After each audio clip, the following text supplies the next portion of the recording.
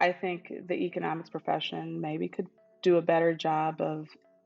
asking, and I think that it's moving in that direction, but it could be a better job of asking more nuanced questions, and maybe that comes from actually making sure that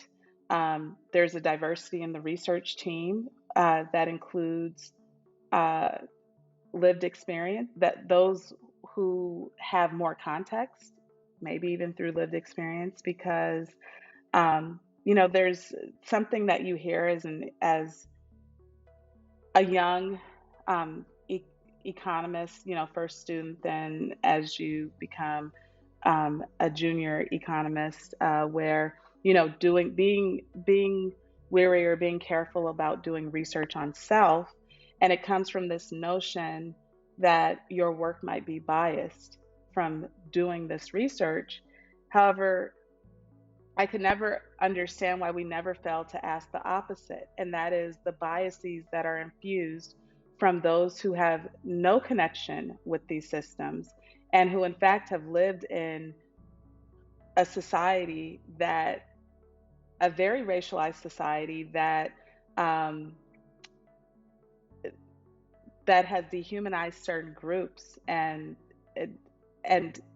not having experience or context, how those experiences might not also bias one's perspective when interpreting data, or even in the types of questions that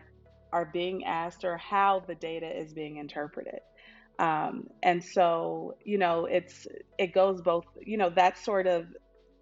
that should go both ways, although and I think this is also largely tied to white supremacy. It's usually the marginalized or minority groups that are um, made to feel as though they can't do research that they're where they have a connection to because of their own bias. But we don't ask the reverse question, and that is, what are the biases and the costs that have been involved with individuals who have done research on communities that they either and topics where there's overrepresented groups from certain communities that they have no connection to, no real experience with, and in fact may also hold biases that are against those individuals and those people who they might be disproportionately